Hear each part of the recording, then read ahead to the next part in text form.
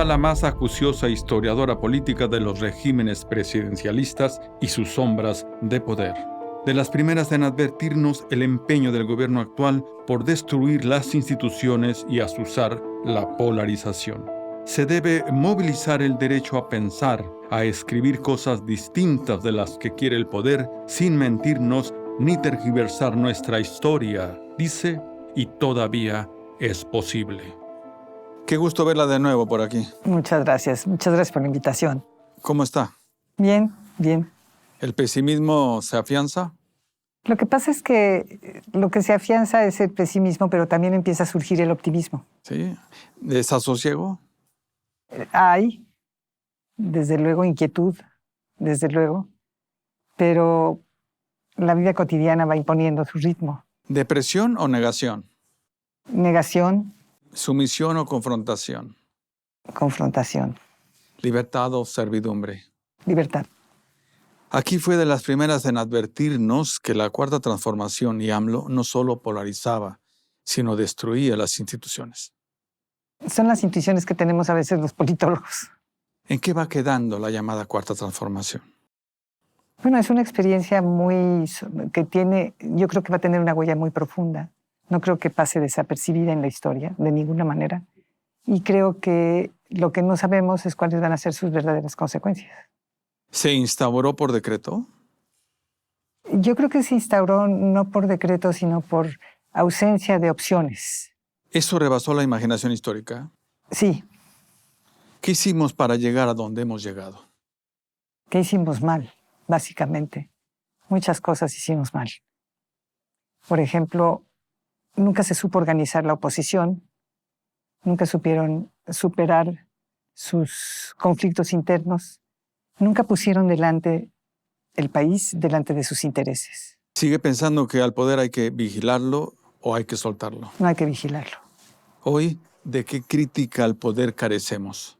Carecemos de una crítica sincera, honesta, estudiada y de una crítica educada. Las críticas se reducen a insultos. ¿Se ha registrado ya el retorno del autoritarismo hegemónico? Bueno, hay indicadores que sugieren que hay una reconstrucción de ese autoritarismo hegemónico, pero el país es otro, la sociedad es otra. ¿No es un regreso del presidencialismo autócrata? Hay ese intento aparentemente, pero no creo que se pueda establecer porque tenemos una sociedad mucho más viva y más actuante que en el pasado. ¿A poco la escuchan? No, pero va a tener que, el poder va a tener que escuchar a esa sociedad en un momento dado, porque si no, se va a ver rebasado por esa sociedad. ¿AMLO terminó de desplazar el autoritarismo institucional por el autoritarismo personal? Sí. ¿Acabó AMLO por dañar la institución presidencial con su presidencialismo?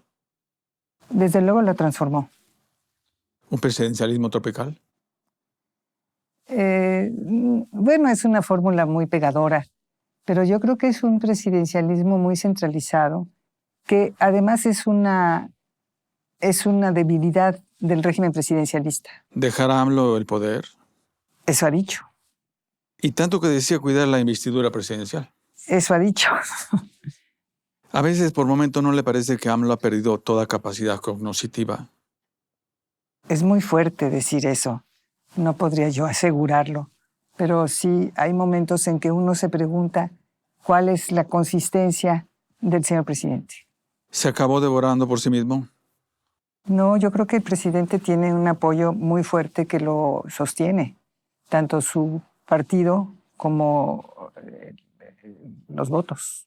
La sombra de su poder. La sombra de su poder y la verdad de que logró movilizar muchas voluntades. ¿El Maximato tiene nombre de mujer ahora?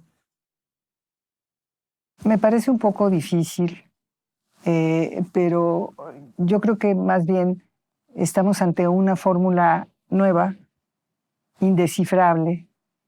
No sabemos para dónde vamos a ir, que eso es quizás el reproche que yo le haría a este gobierno, que hace cambios pero no sabemos en qué dirección apuntan las soluciones. ¿No es predecible que haya concentrado tanto poder en él? Lo que pasa es que si es un poder personalizado, en el momento en que él desaparezca, ese poder desaparece con él. No lo puede transferir. el carisma que muchas gentes atribuyen al presidente López Obrador no es transferible, es una cosa personal y además es temporal, no es eterno. Entonces los líderes carismáticos normalmente están en una tabla floja. ¿La destrucción de la institucionalidad democrática lo volverán más peligrosos o más dependientes? Pues es muy inquietante el ataque contra la Suprema Corte de Justicia. Es inquietante la mayoría que instalaron en la Cámara de Diputados y en la Cámara de Senadores.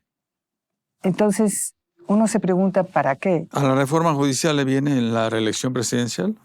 Espero que no. Pero todavía no llegan y ya pretenden corromper la convivencia plural y la civilidad política. Es el estilo morenista y es el estilo de esta presidencia. ¿Crisis constitucional? Tal vez, ¿Se acabó la democracia constitucional? esperamos que no. ¿Ingobernabilidad en puerta? Tal vez. ¿Un país con 200,000 asesinados no es un país sin gobierno? Desde luego hay áreas del país que escapan al control del gobierno y a su obligación de proteger a los ciudadanos. ¿Qué hace entonces posible que este gobierno se crea impune? Lo mismo que esas áreas de gobierno, que esas áreas desgobernadas no pueden aplicar la ley ni ningún tipo de norma. Entonces, si el gobierno es impune, nadie lo puede detener. De la misma manera que son impunes los narcotraficantes. Sheinbaum, ¿cómo se dibujan en este nuevo esquema? Yo creo que la presidenta electa tiene por delante una tarea muy difícil, porque en primeras el carisma no es transferible. Yo no sé si ella tenga apoyo de Morena de la misma magnitud e intensidad que lo tiene el presidente López Obrador. Y a veces me da la sensación de que está sola. Y eso también es preocupante. Al final, ¿el populismo resultó ser el remedio de las debilidades de la democracia? No, de ninguna manera, creo que las agrava. O sea, en un primer momento, aparentemente las resuelve, pero pasado el tiempo las agrava. Y eso es la experiencia histórica. ¿Pudo haber establecido esta hegemonía o este poder AMLO sin el apoyo del crimen organizado? Es una pregunta difícil de contestar, pero vuelvo a mi respuesta anterior. Hay regiones del país que no están gobernadas por el Estado mexicano. 7 visitas a Badiraguato. Sí, son muchas, ¿verdad? El apoyo financiero en las campañas electorales del crimen organizado. Hay sospechas importantes. Aquí le preguntamos si observaban el negocio del crimen organizado, uno de los 4 pilares del proyecto económico de AMLO. Qué pregunta más difícil. ¿Ve a Sheinbaum sentada con los señores del cartel Jalisco Nueva Generación? No, ¿La ve saludando a las madres de los capos?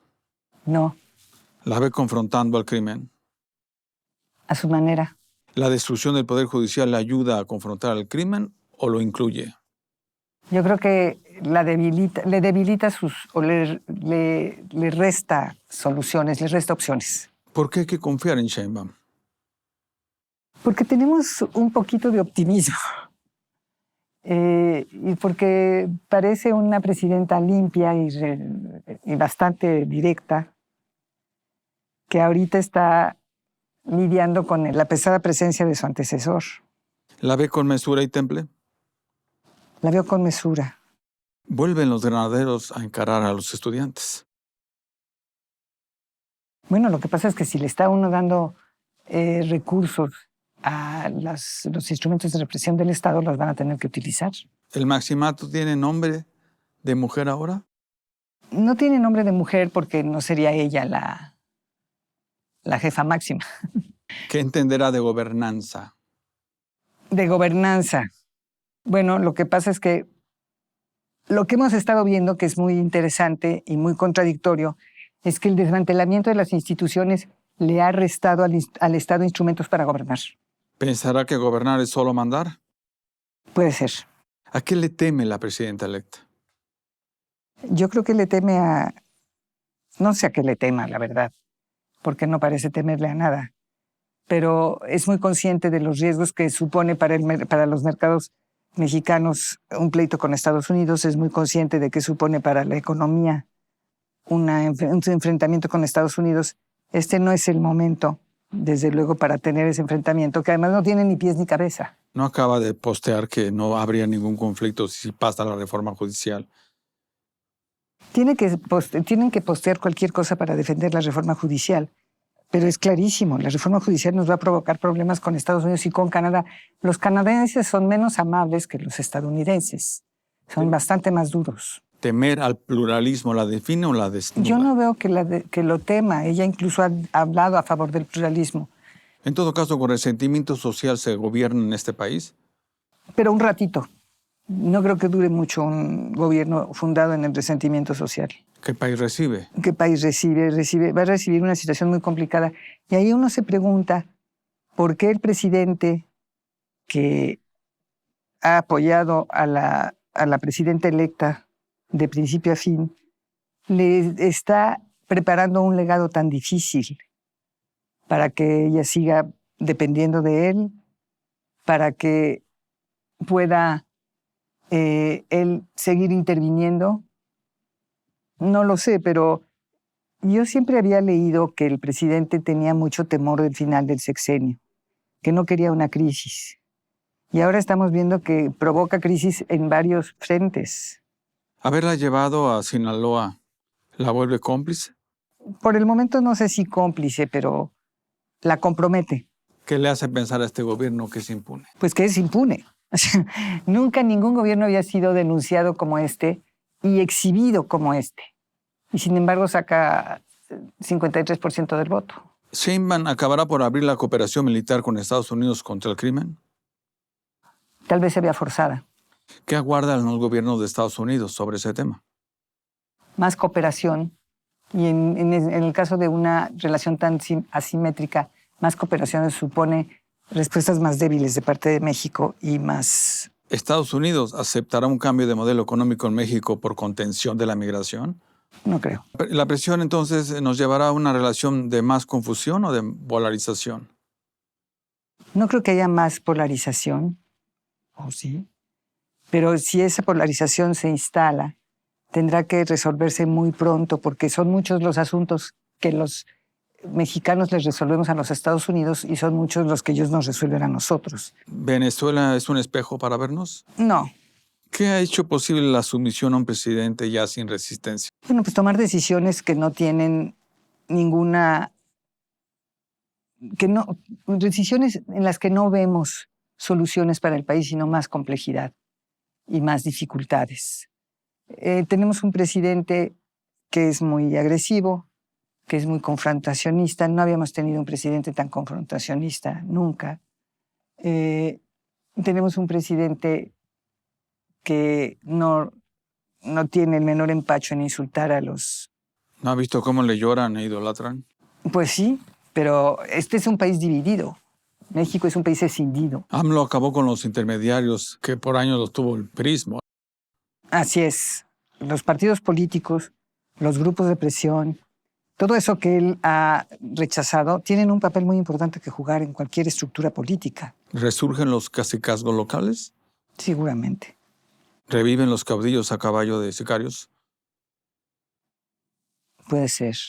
¿La intermediación social hoy está ocupada por el crimen? No, espero que no. Y no del todo. ¿Los partidos políticos sin arraigo y desdibujados como intermediarios? En este momento están en agonía el PRI y el PAN. El PRD ya desapareció. ¿Hay oposición? En este momento no. Es una oposición, como siempre ha habido, una oposición desarticulada, una oposición presente, pero necesita ser organizada. ¿Tiene salida el PAN? Yo la veo muy difícil. Llevan 20 años en crisis y no han logrado salir de la crisis. Y luego cayeron en manos de un grupo de jóvenes que no tenía mucho interés en la historia del PAN y no sabía cómo funcionaba el PAN. ¿Anaya vuelve entonces más preocupado por sí o por reconstruir? Por sí. ¿Sheinbaum tentada a imponerse vía las botas militares? Espero que no.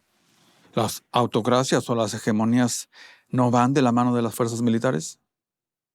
Sí, y en este caso nosotros no tenemos esa experiencia, pero puede ser que la empezamos a tener. ¿Apoyarse en la milicia será fortaleza o debilidad en la presidenta? Debilidad de la presidencia. ¿Sabrá el ejército la diferencia entre encubrir y tergiversar? sí la sabe y la utiliza. Por cierto, ¿es legítimo saber de dónde provienen los ingresos de los mandos militares en este país? Sí, claro.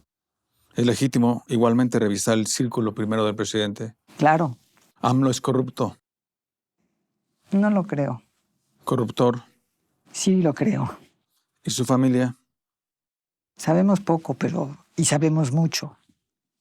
Y las apariencias los condenan, ¿Deberá la presidenta revisar al presidente saliente?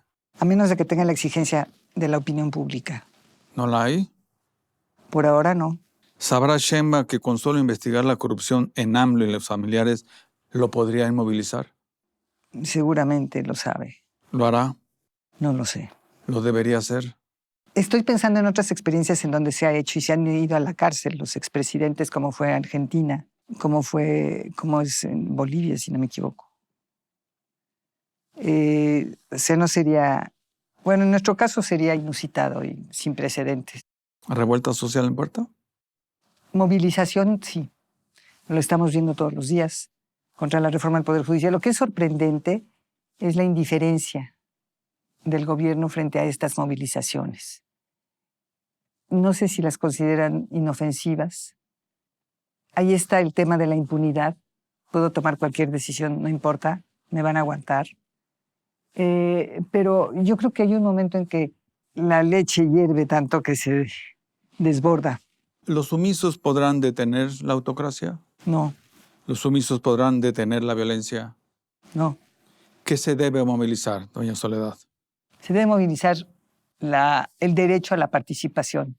Se debe movilizar el derecho a protestar, el derecho a criticar, el derecho a reprobar al presidente o a la presidenta, cualquiera que estos sean. Se debe movilizar el derecho a pensar de manera diferente, a escribir cosas distintas de las que quiere el poder. Se debe movilizar la conciencia de que nos están contando una historia que nunca pasó. Y cuidar mucho eso, cuidar mucho nuestro pasado, porque muchos autoritarismos descansan en el ocultamiento o en el robo del pasado. ¿Hay salida? Sí, sí hay. Sí hay, y hay salida, y me dan finalmente creo en las organizaciones no gubernamentales que quieren ser independientes, y creo también mucho si no resentimiento, en el dolor de muchos mexicanos que han sufrido en este sexenio pérdidas personales irreemplazables. Ese coraje que hasta el momento no se ha expresado, va a llegar un momento en que va a expresarse, porque no había precedentes de algo así. No había precedentes de una indiferencia nuevamente frente al dolor de los mexicanos que pierden a sus familiares. No había uno como Laura. Hay que decirlo. No había. Ni siquiera el presidente Díaz Ordaz, que tiene tan mala reputación, fue tan duro. El presidente es muy duro. Ni siquiera Díaz Ordaz. Ni siquiera Díaz Ordaz fue tan duro.